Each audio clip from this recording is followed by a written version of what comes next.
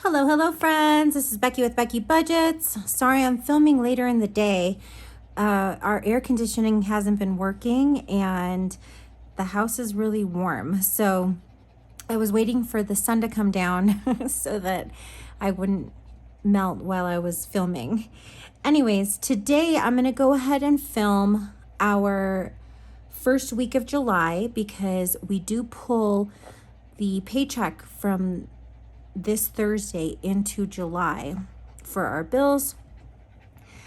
I did have to scrap the video with our cash stuffing, unfortunately, because little Linus had his eyes set on something that I could not figure out, and he cried the whole time.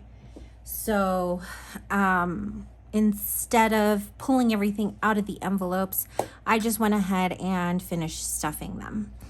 Anyways, let's go ahead and get started. So today I'm going to go ahead and budget for my husband's June 29th paycheck.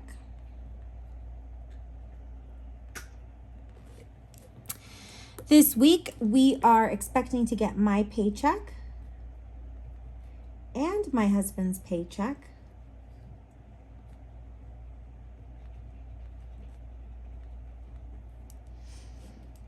And we've got my husband's down to $700. I am going to go ahead and estimate $4,000. Now, one thing that I had mentioned last month is that my dad had been ill and he's self-employed. So he was off for about 3 weeks and it's going to take effect coming up. And I don't think we're going to be getting those $500 that he gives us to help us with rent. So I've made a little change to kind of take the pressure off of everything. So inflow total is going to be $4,700. The bills that are going to be due week 1 of July are rent, the Upstart loans, Allstate,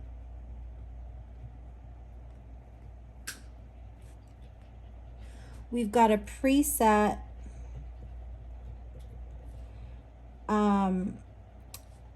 snowball for Barclay,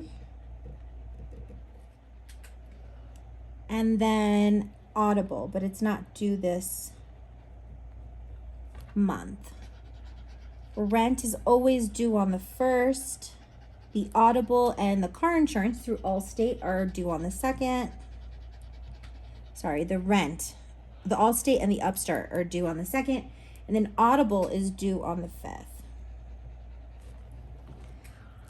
We do usually pull up Excel, but due to less money that we're going to be getting in and the fact that we haven't been running our air conditioning, I am comfortable with leaving it for week 2 this time, and we'll kind of go from there. So rent is $2,500. The Upstart loans, I did not take the average for some reason, but that's $940.76 plus $711.04, which is $1,652.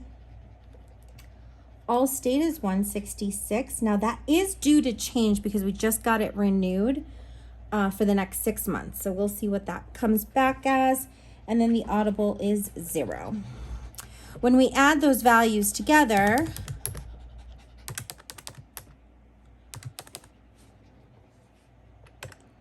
we get a total of $4,318. Let me do that one more time. Yes. And when we take that away from our leftover, that leaves us with $382.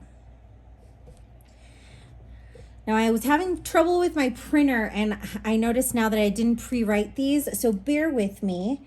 Our variable expenses are food, gas, pets, hubby, me, eating out, and miscellaneous.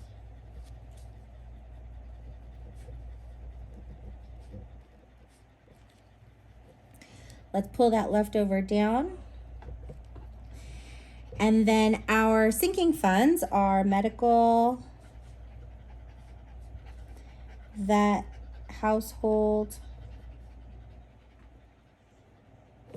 car maintenance, gifts,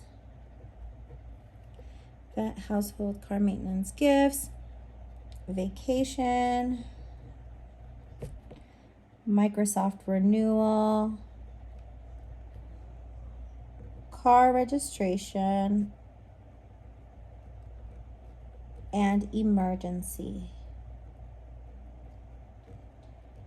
The reason why I'm moving forward with this is actually because I pay into the 52-week challenge once a month, and this is the week that I do that. So I have a feeling that it's going to skew the rest of everything else. I'm going to go ahead and write those down.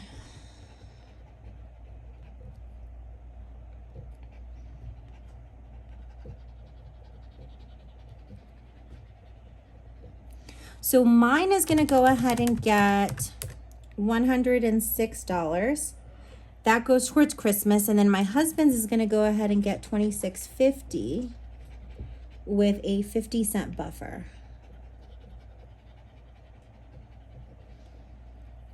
Which means we need 133 to get a zero-based budget. Now the preset for the Barclay, which I consider in the bills as a debt, is 170. And I have a feeling that that's going to be all we pretty much fill. Because I don't want to lose sight of that money and have it go somewhere else. So when we do 382 minus 170 minus 133, that's going to leave us with $79. Now I do have an overage in food, and gas is okay. We're already set for the dog's grooming on the first week of July. What I think I'm going to do is go ahead and refill our miscellaneous.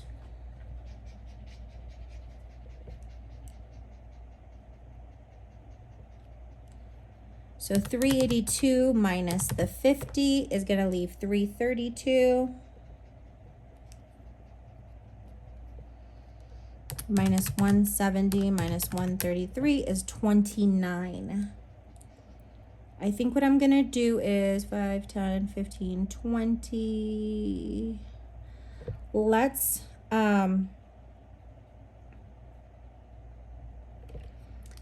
fill these bottom up. Now, it's difficult for me to budget the first week of the month because of the variability in our pays.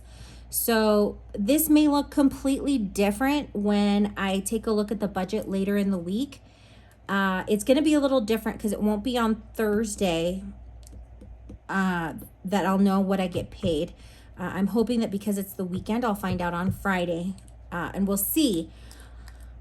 But based on this budget, I think what I'm going to do is just pay the sinking funds that are $5,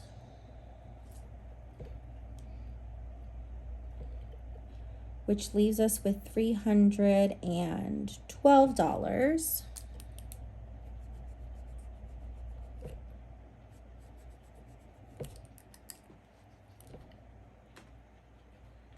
That's why I love these erasable pens. So 312 minus the 133 means that we've got 179.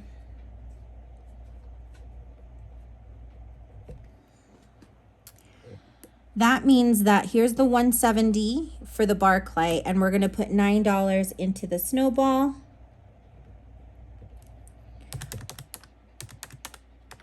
That's going to leave us with the 133 that we need for that zero-based budget.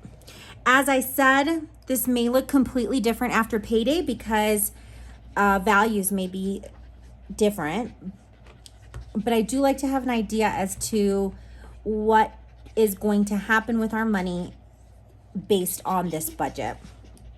As always, my friends, let's go ahead and check my math. So we've got $4,700 minus the $43.18 for bills, the $50 going into our variable envelopes, $20 going into our sinking funds, $179 going into our Barclay, and $133 going into savings. And yes, my friends, that gets us to a zero-based budget. As I said, we will most likely, oops, there are my trackers.